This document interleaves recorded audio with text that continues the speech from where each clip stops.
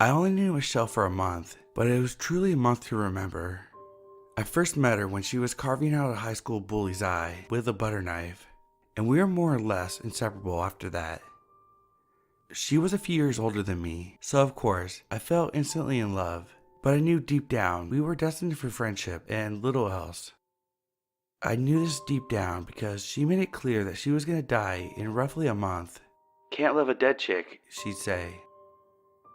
At first, I just thought it was a clever way of avoiding the awkwardness of turning me down, but at some point, I came close to believing her.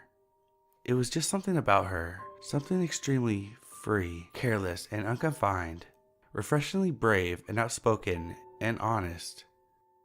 When I met her, I was going through the most depressing period of my life.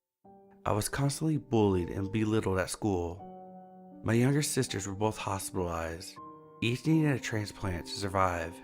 Jenna needed a heart, Chloe needed kidneys, and my parents had their hands full covering the medical expenses.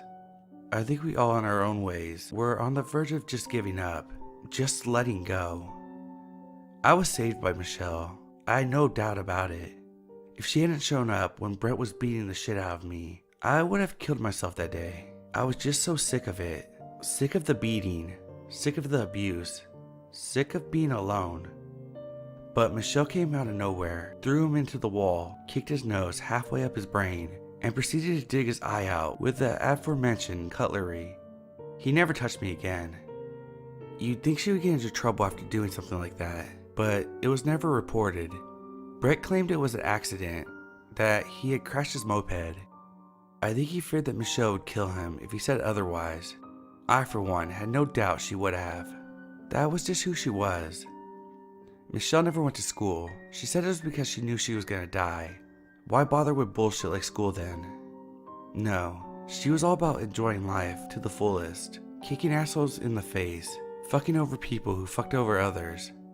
She wanted to leave this world a better place than she found it, and by her logic, this was done exclusively by ridding it of shitbags, one way or another. "How do you know you're gonna die?" I asked her once. "My parents tell me every day, and they are good for their word." She wouldn't explain it in detail, just that she was raised knowing the exact date and time of her death, down to the very second, and that it was just meant to be. That's what they told her. In death, her life would have meaning. At first, I didn't think much of it, you know. She was a crazy girl, and always said weird stuff like that. I was kind of banking on it, all being some bizarre joke or something. But when the month drew to a close, I was getting really worried it might be all true. I'd grown too attached to her. Every minute I wasn't at school or at the hospital was spent with her, and the thought of losing her, my only friend, made me horribly depressed. This last week, I was really on edge. My twins were in bad shape, and my parents were spending every waking minute at the hospital. They had yet to find donor matches, and time was running out. It felt like my time was running out too. The dark thoughts were returning, and I started imagining how I would kill myself should Michelle ever leave me. I found it strange that she never invited me home. I mean, friends do that, right? Invite each other over? She had been to our house several times.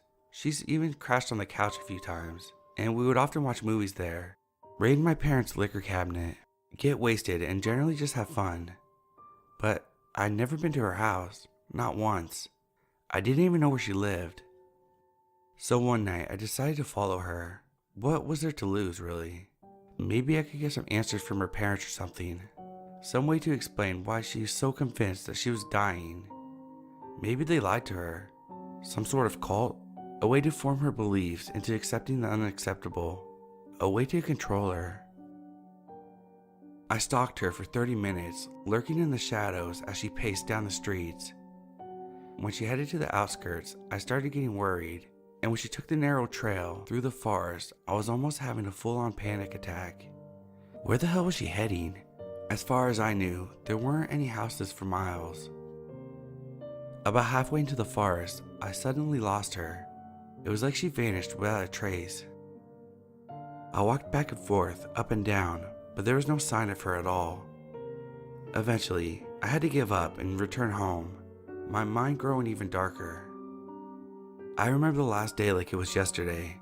Every minute of it, crisp and clear and vivid in my mind.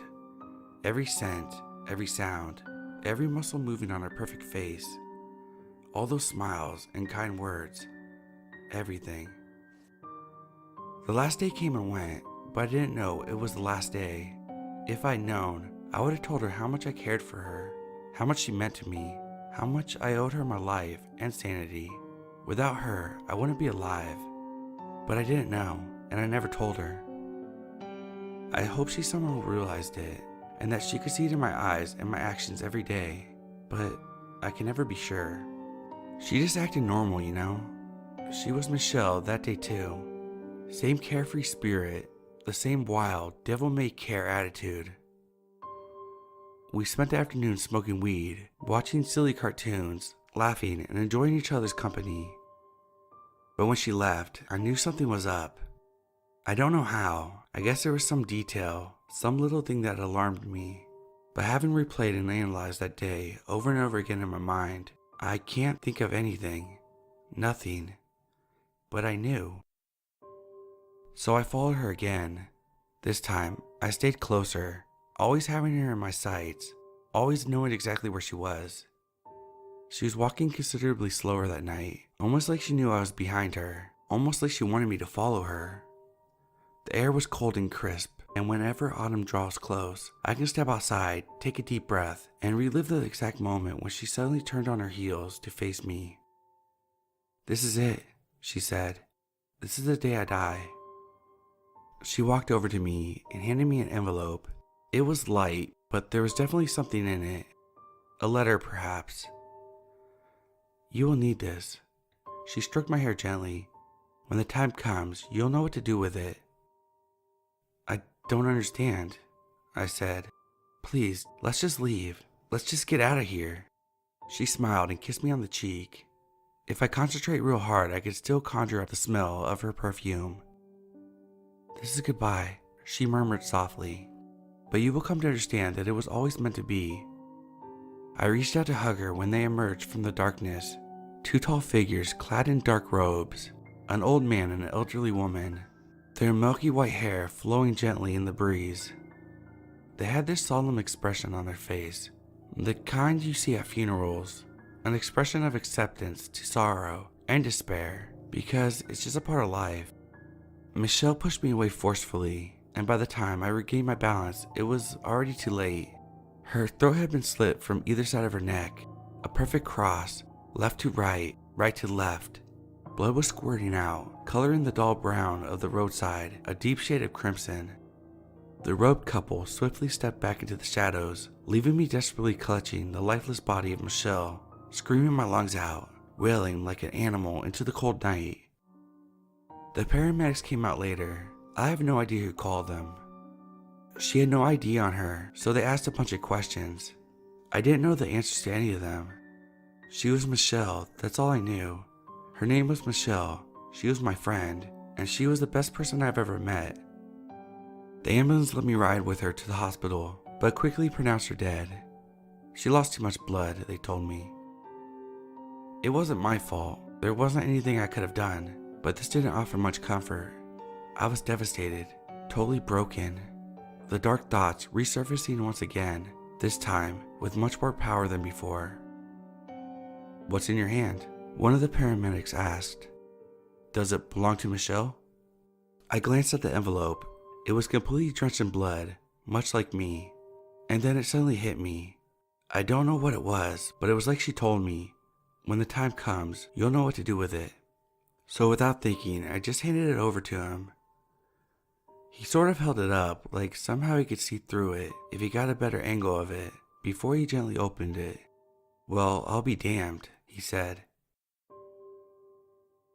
"I'm better now. I still have lots of problems understanding what happened, but I am doing better. I have come to terms with it, with the fact that everything happened just the way it was supposed to happen, and it has shaped me, shaped my life into what I am today. Michelle didn't just save me, she saved my entire family, every aspect of my life, and I'm guessing you're wondering what was in the envelope. Maybe you have figured it out, maybe not. It was a donor card, and as it turned out, She was a perfect match for my twin sisters. Can't love a dead chick, she said. That's the only thing she was ever wrong about.